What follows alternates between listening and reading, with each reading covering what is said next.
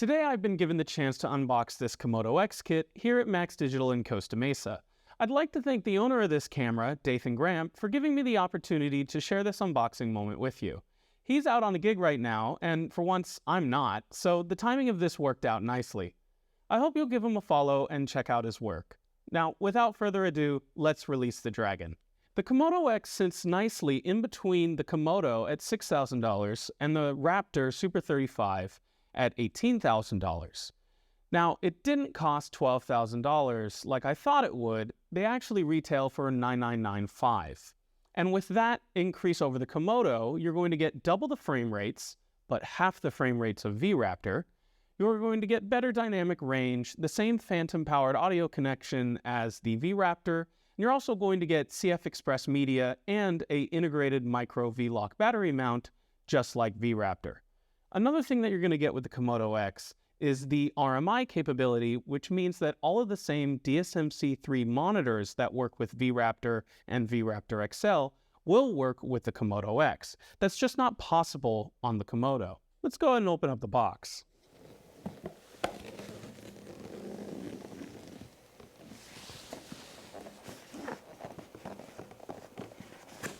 Let's take this piece out. And get straight to the camera.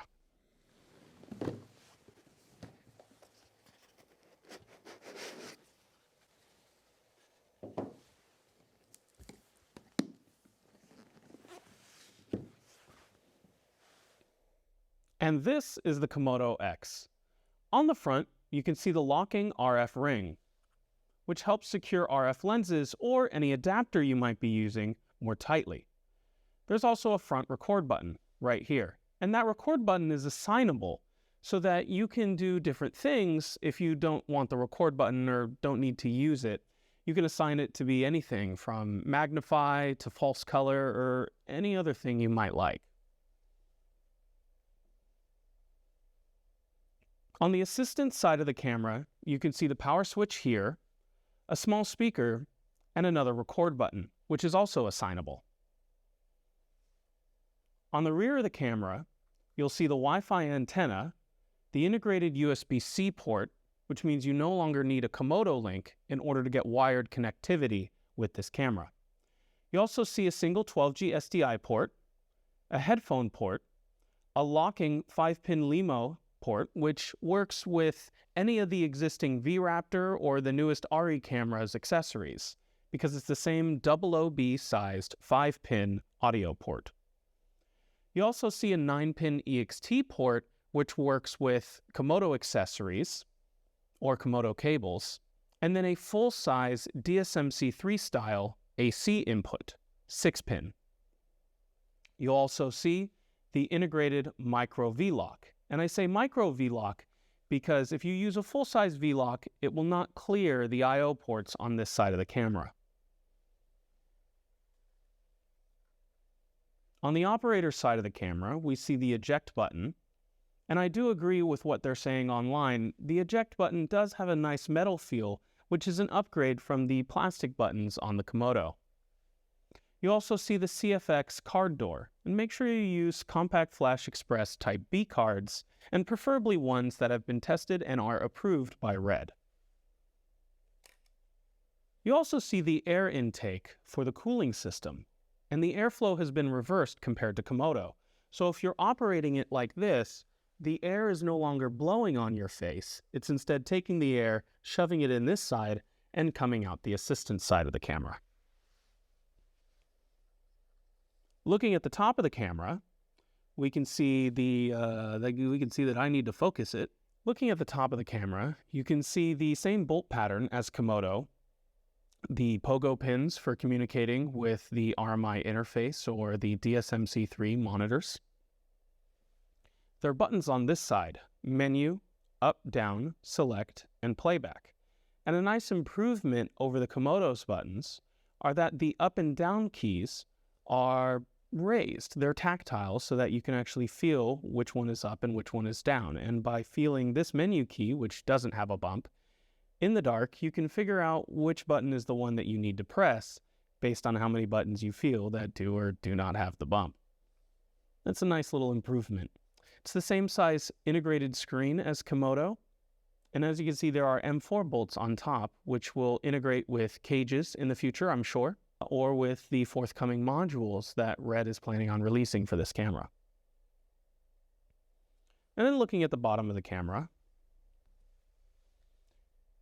you can see the bolt pattern has increased spacing so that some of the cages that were designed specifically for Komodo with that specific closer bolt pattern, they might not work. And I know one that definitely does not work is the Tilta cage. So sorry to break that news to you. You also have the Komodo ST label, the regulatory labels, and the serial number as well.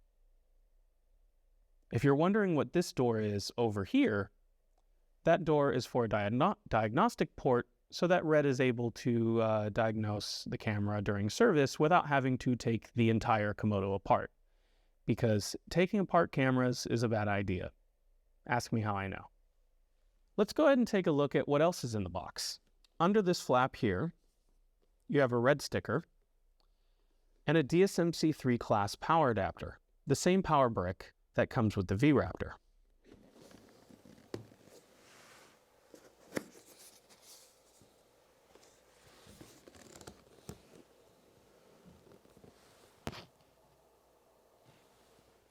On the other side, you have adapters for the power adapter. Here's what that looks like inside. That way you'll be able to travel with your Komodo-X and adapt to whatever power you have available. There's also a longer Wi-Fi antenna, which attaches on the side right here. And then the standard IEC power cable with the American-style Edison plug. Coming back to this piece, here there's a Komodo logo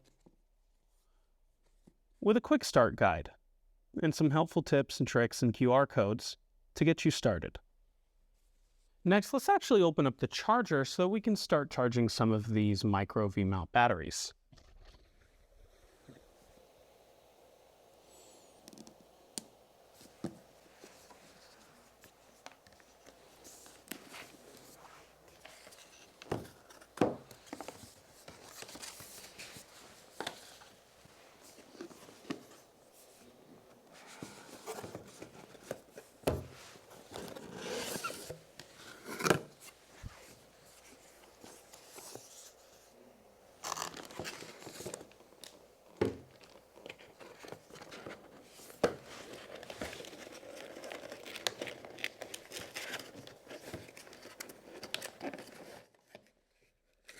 Am I smart enough to figure this box out? Maybe I gotta take the insert out. Okay, I take the insert out. Take the insert out, then you can get to the power cable.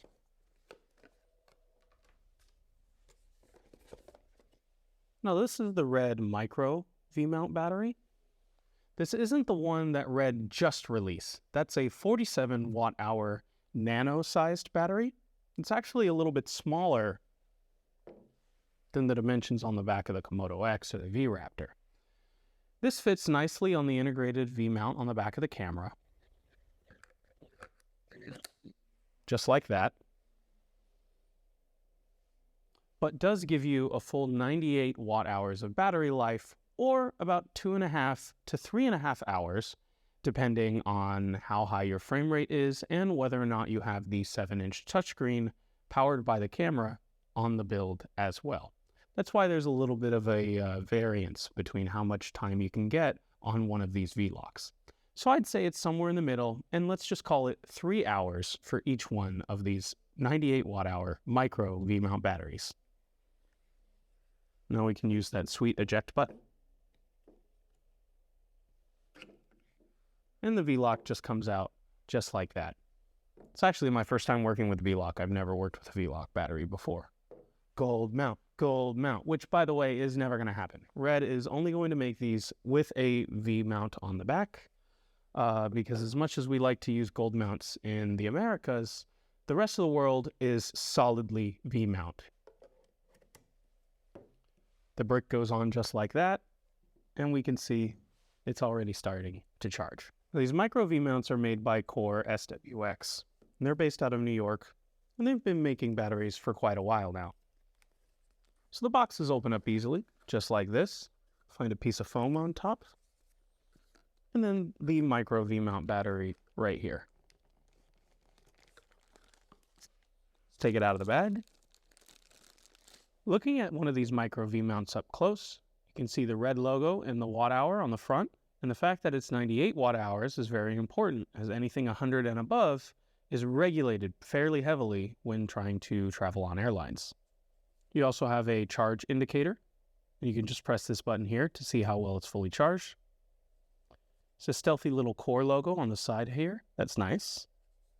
And another one here.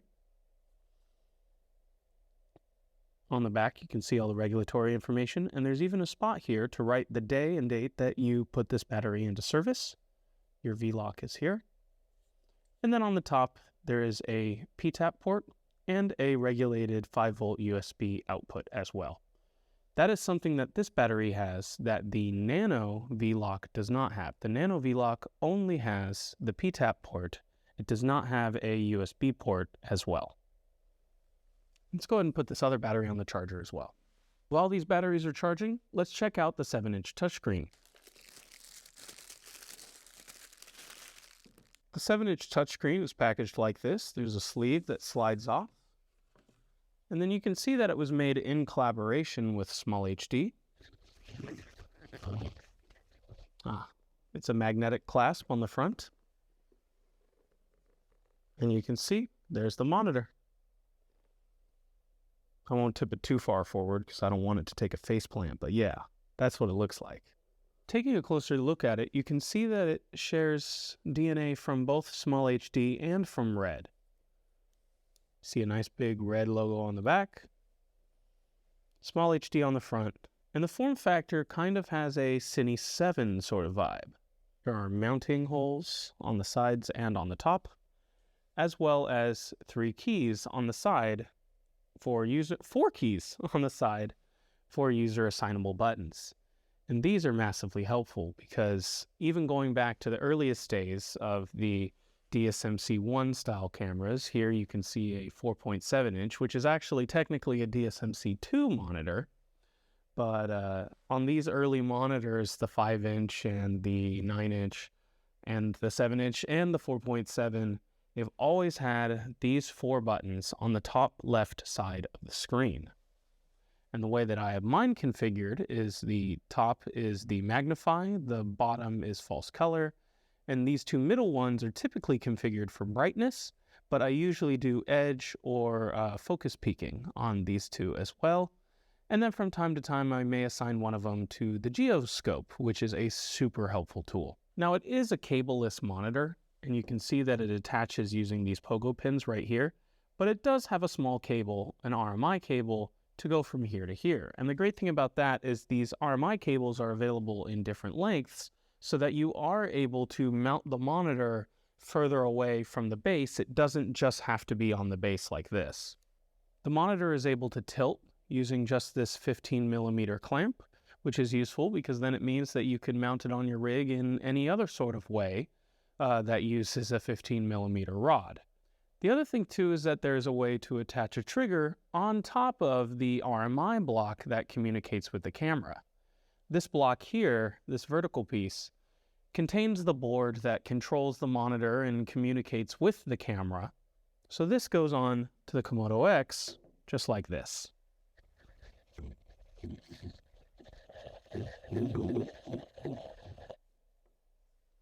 Wait, is it backwards? Hold on. I think it comes out of the package backwards. This is a brain test right here. Oh, see? This is not my first rodeo. It's at least my third. Inside the package, 2 bolts for attaching the monitor to the top of the camera. Let's go ahead and do that right now.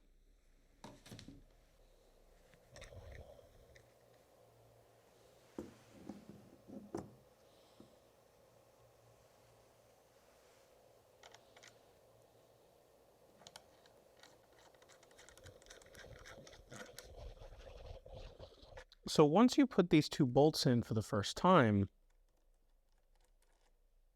they become captive to the monitor, so they won't come out once you put them in for the first time. Then they go on these outer holes on top of the Komodo. The Komodo-X, I mean.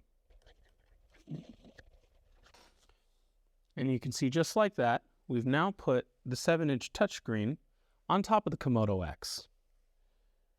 Now, the dimensions of this RMI interface on top of the Komodo-X do look a little bit goofy at first.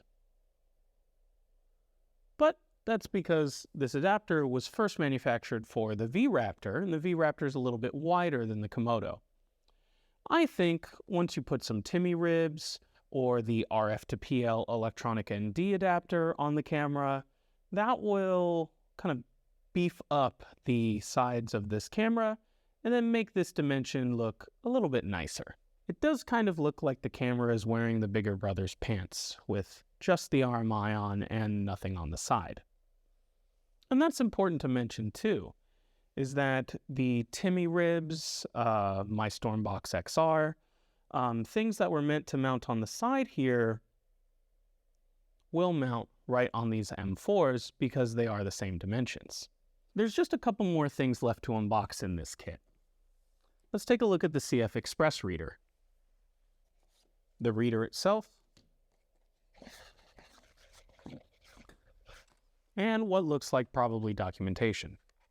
In this box we have an instruction card, a nice piece of Velcro, and then some non-slip rubber pads that you can put on the bottom of the reader.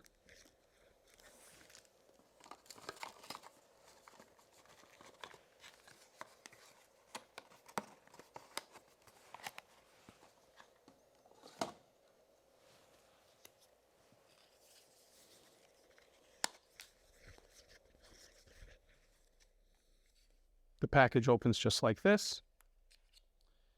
And the CFx Reader has the V-Raptor logo on it because this product came out when the V-Raptor came out, which makes a ton of sense. There's also a warranty card to help activate your product and get yourself set up. Here's the USB-C cable that comes with the package.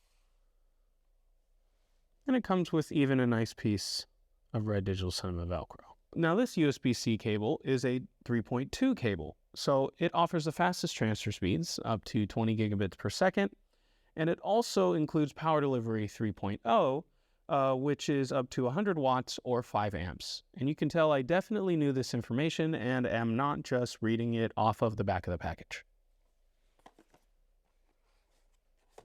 This right here is Red's EXT to timecode cable, 3 feet long, and it goes from EXT to BNC. Let's go ahead and power up the camera.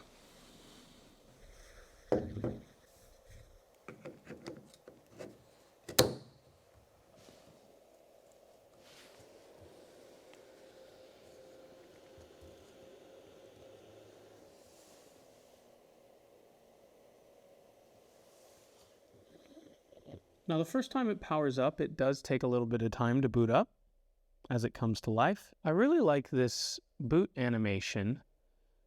It's a nice upgrade over the standard Komodo, and it's just something pretty to look at while the camera fires up.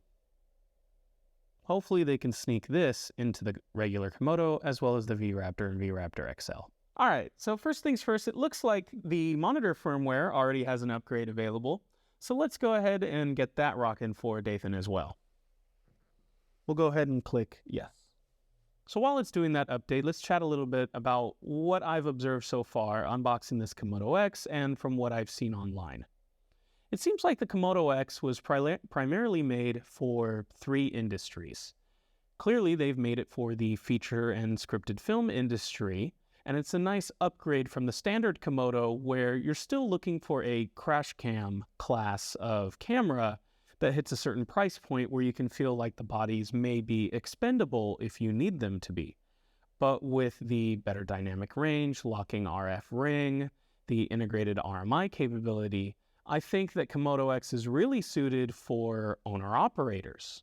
Owner-operators will enjoy the phantom-powered audio, the stronger, more secure, I guess you could say, RF mount. They'll enjoy that it runs CFx cards and micro V-mount batteries, so that if you ever need to upgrade or rent a V-Raptor, those accessories will work. They'll be cross-compatible with no issue. But there's a third industry that I think will adopt the Komodo-X and might be part of the reason why Komodo-X will be so popular moving forward.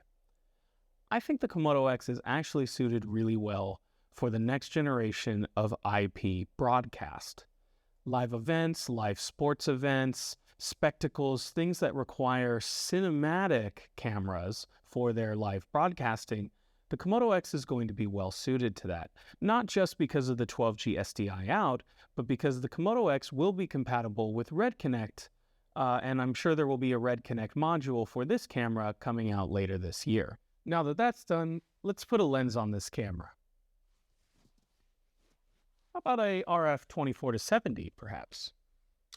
Now this is something I've wanted to test firsthand, which is how much snappier is the menu response from the Komodo to the Komodo-X. Let's take a closer look at both cameras. First, let's take the ISO to 320.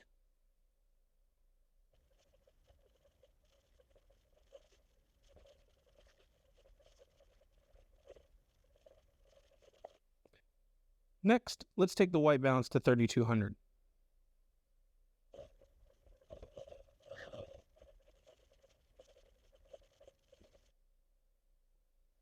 Actually, let's go to 56.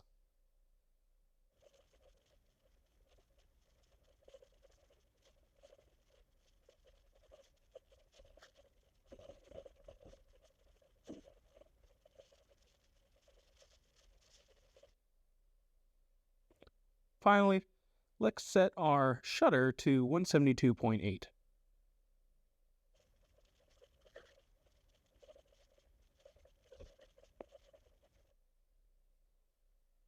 Now to the minimum.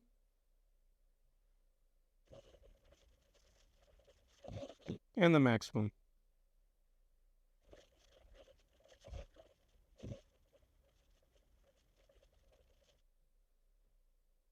So it definitely seems as if the newer camera is much more responsive.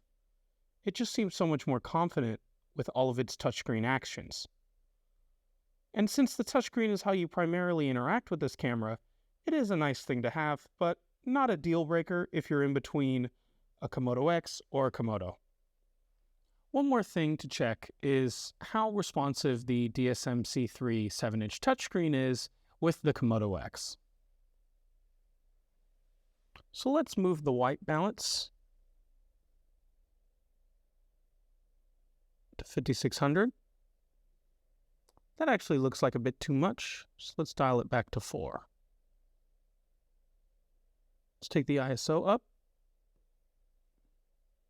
And then now I'm going to have to adjust my iris.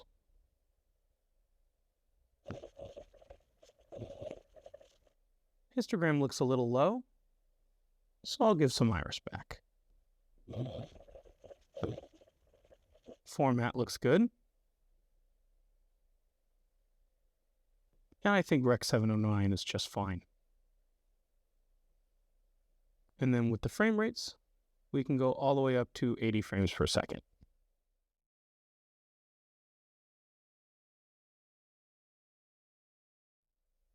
It looks and feels just as responsive as the DSM-C3 touchscreen feels on the V-Raptor and the V-Raptor XL. Looks like I have some traffic lights illuminated. Interesting.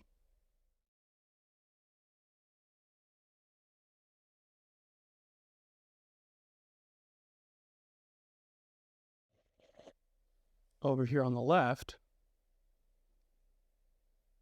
looks like user button 1 is magnify. And then user button 4 is the center guide. That's interesting.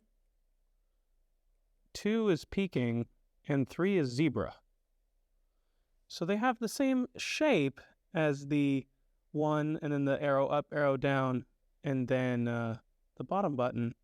But it looks like they're just doing different things with the buttons. That's fine. All of this is user configurable.